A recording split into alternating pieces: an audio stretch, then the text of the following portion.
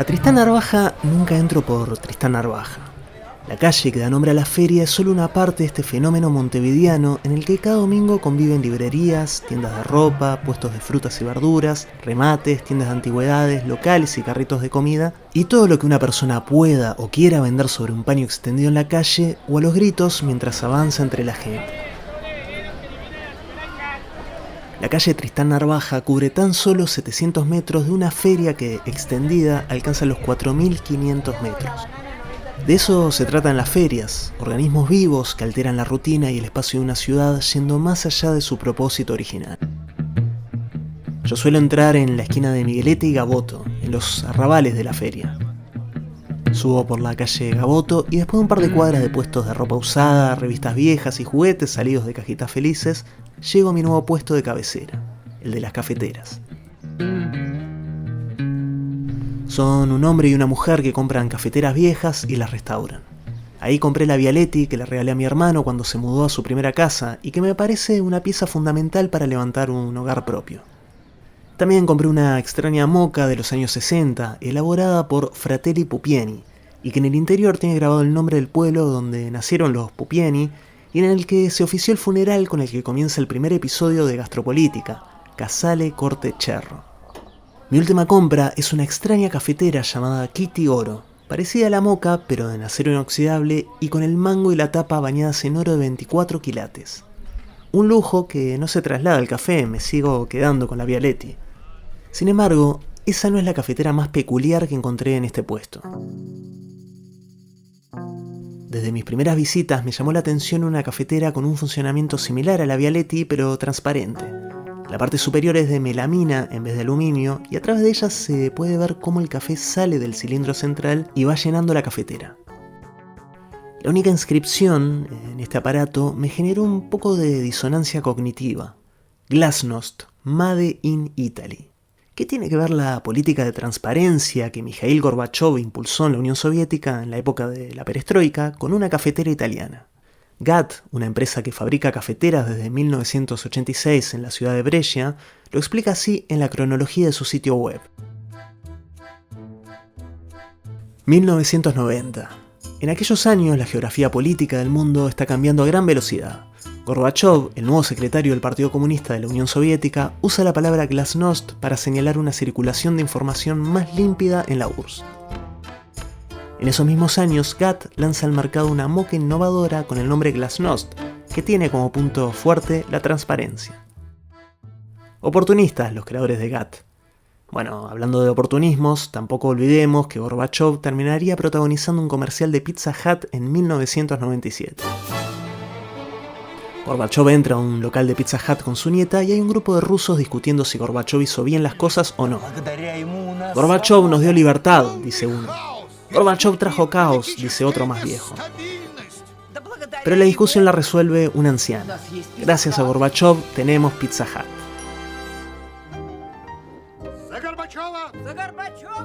Todos terminan brindando por Gorbachev.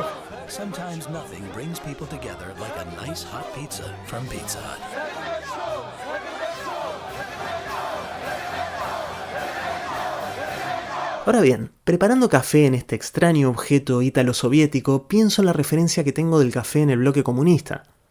Tiene que ver con Mircea Cartarescu, un escritor que me interesa mucho y del que quiero compartir algunos pasajes, posiblemente los más intensos que he leído sobre la preparación y los efectos del café, aunque en este caso se trate de un café salvajemente nocivo.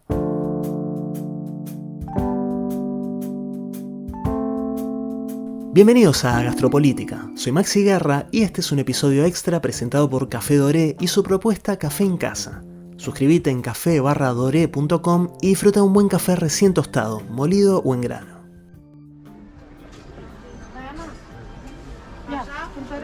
Mircea Cartarescu tocó fondo en una feria bastante más miserable que Tristán Narvaja, en una época sin dudas más miserable. Los años 90, los más miserables que he vivido jamás, escribe Cartarescu, permanecerán unidos para siempre en mi mente al mercadillo en el que los tranvías depositaban desde las 6 de la mañana a cientos, a miles, a decenas de miles de individuos que querían vender y comprar cosas que normalmente deberían estar en los contenedores de basura. Cartarescu llegó así un día al mercado de Colentina con una paleta de ping-pong, lo único que le quedaba por vender, y su única esperanza es llegar a fin de mes. ¿Qué había pasado? Había pasado la dictadura comunista de Ceausescu, la revolución y la decepción ante una nueva realidad en que la democracia nació corroída por la corrupción. Nadie puede tildar a Cartarescu de nostálgico del comunismo. A los 5 años perdió a su hermano gemelo en un hospital. Lo de perder se puede leer en los dos sentidos. Su hermano murió tras una neumonía, pero además su cuerpo desapareció en manos de la burocracia comunista. A sus padres nunca le mostraron el cuerpo y los amenazaron con represalias si avanzaban en sus reclamos. A Víctor, escribe Mircea, se lo tragó la tierra miserable de unos tiempos terribles. Nunca supimos qué le sucedió. A día de hoy llevo flores por mi cumpleaños a una pequeña tumba vacía.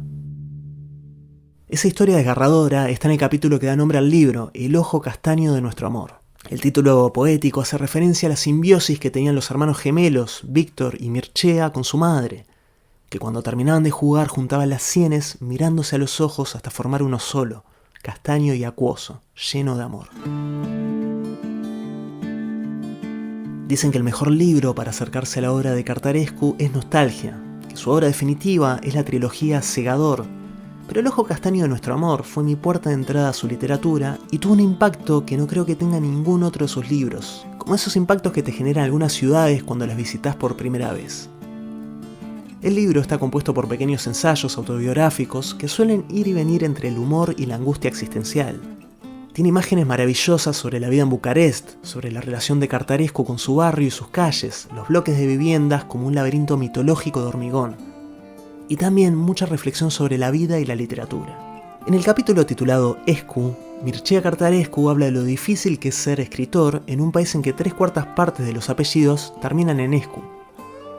Es decir, si tu meta como escritor es encontrar tu voz propia, ¿cómo vas a hacerte un nombre cuando todos los escritores que te rodean son unos Escu?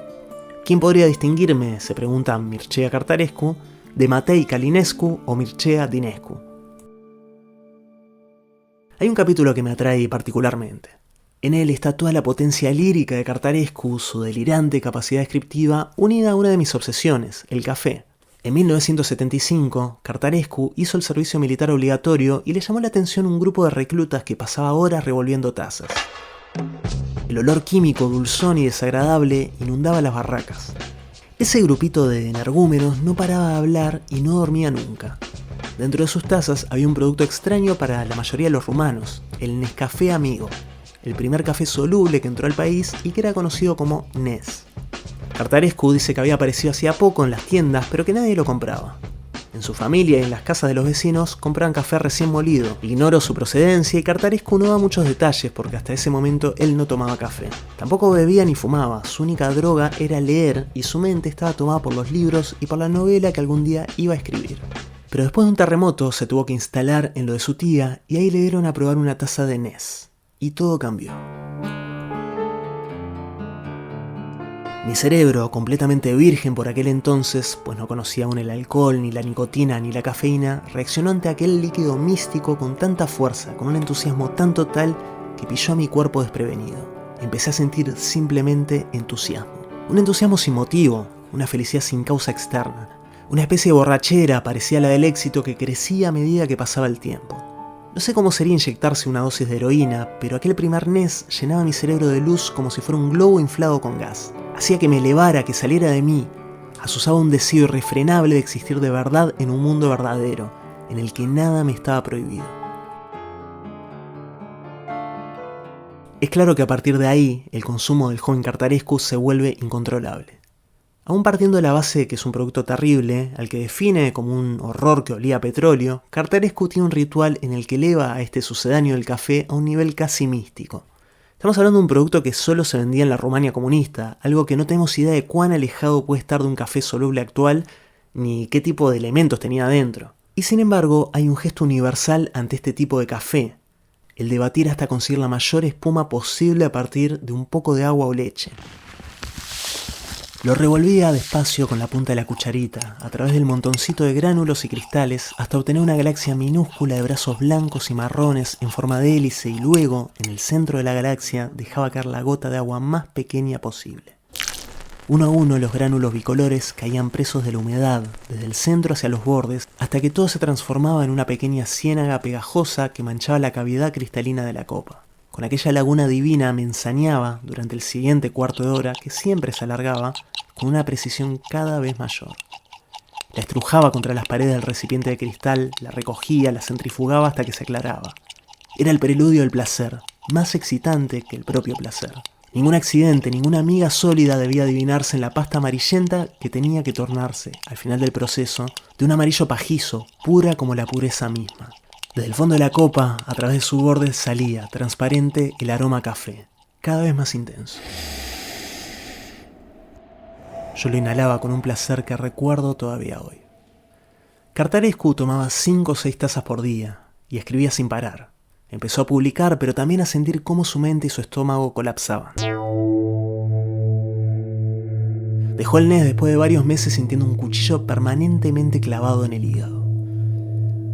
Más allá del miedo físico, apareció el otro, y si ya no podía escribir sin el entusiasmo cafeinizado del NES, durante un año vivió una tortura física y mental, pero pudo escribir un libro, Lulú. Un libro triste, según él, pero el primero que pudo escribir con sus propias fuerzas y no las del NES. Poco a poco, el horizonte de mi mente se despejó, escribe Cartarescu. El NES no ha vuelto a atraerme nunca más, aunque ahora, en versiones más benignas que aquel horror que olía a petróleo, se puede encontrar en las estanterías de todos los supermercados. Lo sustituí por el café de filtro, flojo como el agua, que no me hace ni bien ni mal. Ahora es simplemente un ritual doméstico. De hecho, mi mujer y yo tomamos el café de la mañana solo para arrancar el día.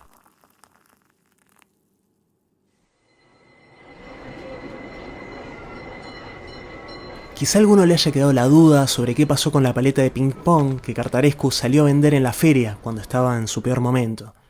La vendió, pero en vez de gastar el dinero en la comida que necesitaba, terminó comprando unos vinilos en la misma feria.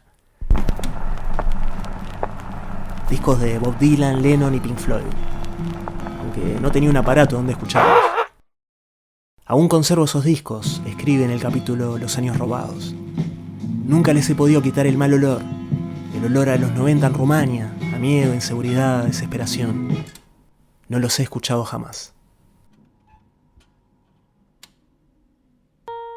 Gastropolítica es una serie de Maxi Guerra para Funga, ecosistema de contenidos.